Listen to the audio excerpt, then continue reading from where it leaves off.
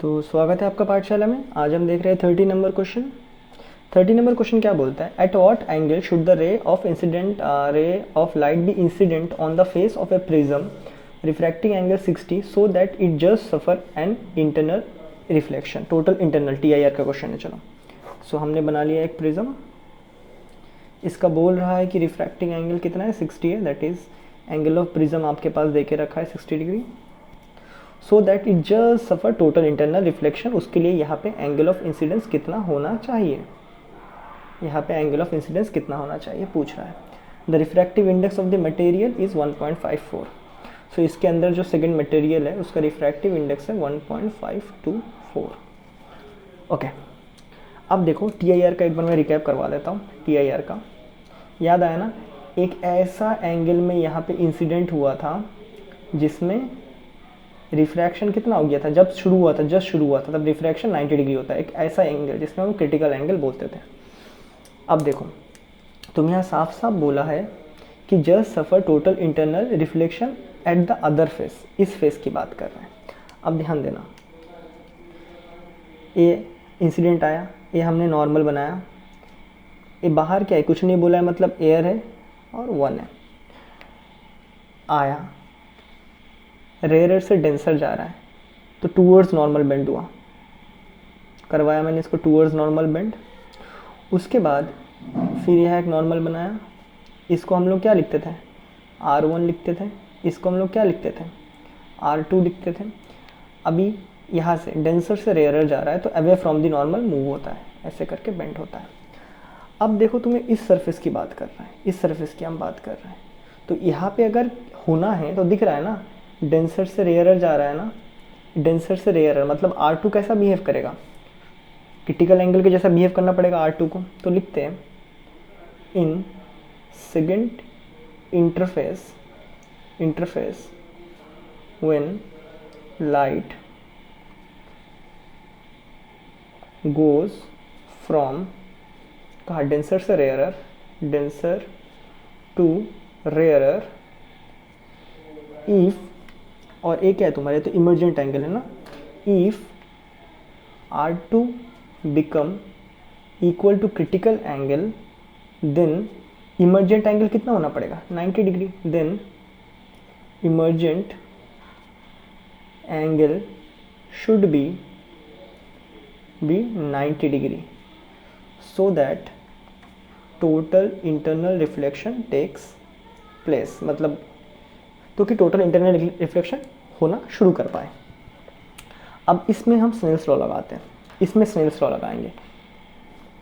अभी रे यहाँ है, फिर रे यहाँ जाएगा, ठीक है। तो यहाँ पे अगर स्नेल्स लॉ लगाए, स्नेल्स लॉ क्या कहता है, साइन आई, इंसिडेंट कितना है, R2 है, साइन R2 जो क्रिटिकल एंगल के जैसा बिहेव करना चाहिए, साइन R जो क्या है, इमर्जेंट है, और इमर्जेंट किसके बराबर होना चाहिए, 90 के बराबर होना चाहिए कि TIR हो पाए। Sine I by sine R is equal to क्या है, अभी कहाँ पे है, अपॉन पहले कहाँ पे था, अभी कहाँ पे है, रिफ्रैक्टिव इंडेक्स ऑफ मॉन पहले कहाँ पे था, 2।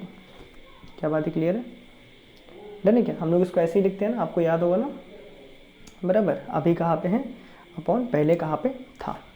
सो यहाँ पे अगर तुम ध्यान दो, साइन 90 का वैल्यू तो 1 है, पता है, चलो। तो साइन R2 इजिकल टू अभी कहाँ पे, एयर में है, एयर का तो 1 है, डिवाइडेड बाय पहले कहाँ पे था, 1.524, डन है। सो इसको डिवाइड कर देते हैं, 1 डिवाइडेड बाई 1.524, तो ये आ रहा है तुम्हारे पास सम सॉर्ट ऑफ 0.656। तो साइन R2 आ रहा है तुम्हारे पास 0.656। अब मैंने तुम्हें एक टेबल दिखाया था ना ट्रिग्नोमेट्रिक का, उसको निकालो।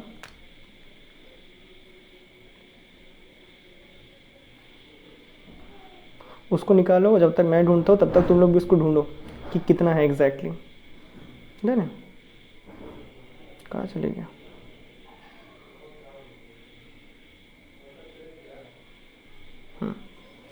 ये है वो टेबल।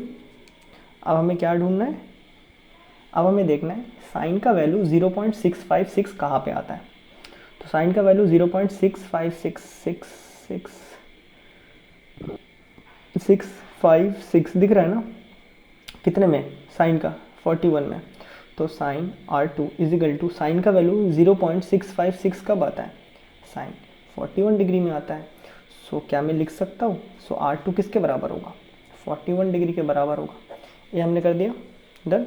तो हमें पता चल गया यहाँ पे कि इस केस में ए वाला एंगल कितना होना चाहिए, ए वाला एंगल होना चाहिए 41 डिग्री।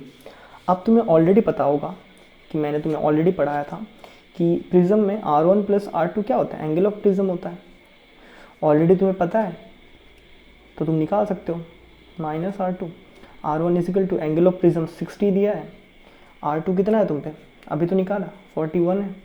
सो माइनस करोगे कितना आएगा तुम्हारे पास यहाँ, 9415, 90 डिग्री शायद, 19 है ना, 10 4 5 19, ठीक है। तो R2 तुम्हारे पास 19 मिल गया, मतलब ए वाला एंगल कितना है, 19 है। अब तुम यहाँ पे फिर से स्नेल्स लॉ लगाओ, अभी इस सरफेस में स्नेल्स लॉ लगाओ, इसमें फिर से हम लोग स्नेल्स लॉ लगा रहे हैं, Snell's law in first surface. इसमें लगाएंगे तो क्या बोलेंगे, साइन ऑफ, इस तरफ से लगा रहा है, साइन ऑफ एंगल आई बट्टा sine of angle R1 is equal to, क्या लिखेंगे हम, R1 है, क्या लिखेंगे हम, sine I by sine R. अभी कहाँ पे है, पहले कहाँ था, अभी कहाँ पे है, सेकंड मीडियम में, यहाँ से अंदर घुसाना, अभी कहाँ पे, सेकंड मीडियम में, पहले कहाँ पे था, फर्स्ट मीडियम में था। सो इसको लिख देंगे साइन आई बट्टा साइन कितना है 19 डिग्री इजिकल टू, सेकंड का रिफ्रैक्टिव इंडेक्स कितना है 1.524, डिवाइड बाई 1 करोगे तो वही आएगा, ठीक है। अभी साइन 19 डिग्री निकाल लो, साइन 19 दिख रहा है ना, साइन का टेबल 19 कितना है 0.325। सो लिख देता हूँ मैं यहाँ पे साइन आई इजिकल टू, ये उस तरफ गया, साइन 19 इंटू 1.524, तो साइन 19 कितना है तुम पे 0.325, 0.325 इंटू 1.524, इसको मल्टीप्लाई कर लेते हैं फटाफट,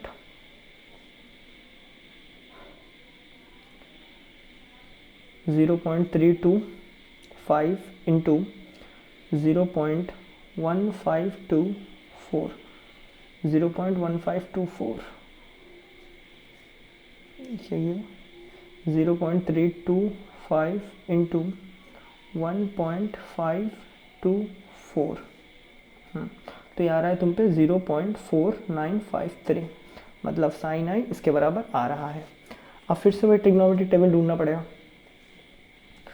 सो ख़त्म करते हैं अब इसको, sine I is equal to, sine का वैल्यू 0.95, 0.495, 0.44 तो मिल गया, अब 95 ढूंढो, 0.495 दिख रहा है ना, 0.495, ये कितने में देखो, इसका मेन एंगल इस तरफ जाएंगे तो दिख जाएगा हमें, इसका मेन एंगल है जाके 29, इसका मेन एंगल है जाके 29, दैट इज साइन का मेन एंगल यहाँ पे 29.1 2 3 4 5 6 7 8 8। सो देयरफॉर आई कितना लिख देंगे 29.8 डिग्री। और फाइनली हम लिख देते हैं यहाँ पे हमसे जो क्वेश्चन ने पूछा था, eight what angle should the रे शुड बी इंसिडेंट्स, तो लिख देंगे when ray incident at an angle of 29.8 degree the rays suffer total internal reflection at second surface। क्या बात है, क्लियर है, डन है क्या क्वेश्चन। तो ये था ये वाला क्वेश्चन आपका 30 नंबर क्वेश्चन था, है ना। तो उसके बाद हम मिलते हैं 31 में, तब तक के लिए गुड बाय।